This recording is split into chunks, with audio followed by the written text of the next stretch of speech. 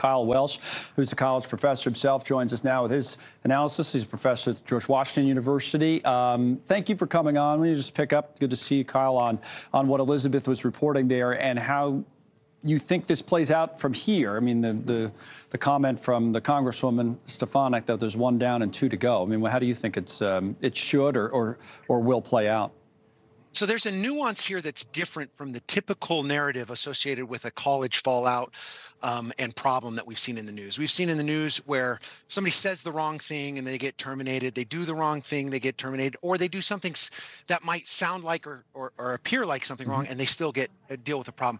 The key here is that these university presidents wanted to have it both ways. They're using free speech as a shield for this event, whereas in the past, they've reprimanded other people doing other similar things to other groups. And the problem here is that it's hard to see it as anything other than anti-Semitic, as anti-Jew. And that misallocation, Van Jones has a great quote on this. He says, the point of college is to keep you physically safe, but intellectually unsafe, and to confront you with the ideas you disagree with. And the problem here is they are avoiding that confrontation almost on every single other issue, but all of a sudden now they're calling for free speech, and that's when it becomes a problem. And that's the problem everybody sees with this. Well, it's a term of selective application, which I've heard you use. In fact, we're going to put up a tweet that you had on this. I'll read the tweet, but then I want you to expand on what you meant by this. So I have tenure now, you said in your tweet. Let's see how useful it is.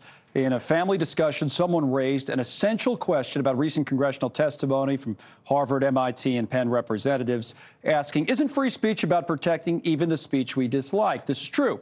The issue here, and here it is the selective application of free speech by universities, which I'd like to highlight with a couple of examples of inconsistent application at the core of the debate. So you go into that in terms of the examples that you think we've seen in the past where, you know, they're selectively applying free speech and not necessarily in this case. There is so many. We don't have time, right? All right. But let me give you the best one. Like in 2017, Harvard revoked the application of 10 students that made private comments that were jokes and racist. Now, first of all, nobody's supporting racism or things like that, but they were private comments made in a small group that was online, and they basically got their admission taken away. And then you have people on campus basically saying things like glory to our martyrs after October 7th. And it like just the contrast is so stark. And they say, oh, well, there's two sides to every story. There's no two sides to October 7th. Right. There's not. And so that's the starkest example for Harvard. They would have done great if they said, hey, look, we've handled this wrong in the past, and we're trying to get more free speech and more intellectual, debate. They didn't do any of that. And so, yeah. There's a couple of things going on with Harvard. I mean, there are a number of professors who come to Claudine Gay's defense. I mean, 600 plus professors who've signed on and said, hey, we're with her. But money talks at the end. At least that's what we found out at the University of Pennsylvania, where there was all these donations that were going away, $100 million, you probably heard, and all the rest. At Harvard, Bill Ackman has been getting a lot of attention. He's a very well-known hedge fund manager. And he wrote an open letter to Harvard's board of directors calling for the president to resign.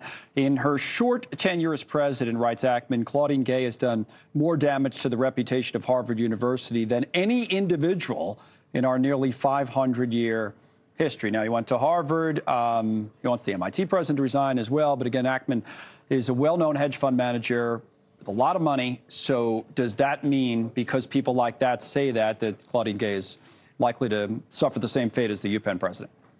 Well, I'll just tell you what, Bill Ackman, his entire vocation is dedicated to changing public companies and changing management there. Right. And I think this is the first time we've ever seen him direct it towards a private institution. He's very effective, and I think he's doing the right thing. And kind of an interesting thing here, and if you had Ackman on, his argument wouldn't be that she needs to be fired because of what she said. It's that she doesn't seem to have the skill set to deal with the situation in a way that is intellectually consistent and sound.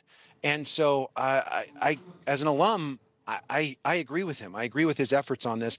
And you might have faculty on campus that say, oh, hey, do this, but they can't answer for the speaking out of both sides of their mouth on all these other events. And so that's the key problem here. Final point, everything that's gone on here, does it change anything, do you think, in the future?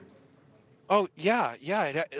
This is a great thing. What we're seeing is the world is becoming more flat. Things like this would happen, and they'd go by, and there was another cycle of things. I think there's a lot of people that are bothered by this and troubled by this, and I do think this causes change. So I'm glad we're talking about it, and I'm glad you're focusing on it. All right, Kyle. Thanks for coming on with us, Kyle Welsh.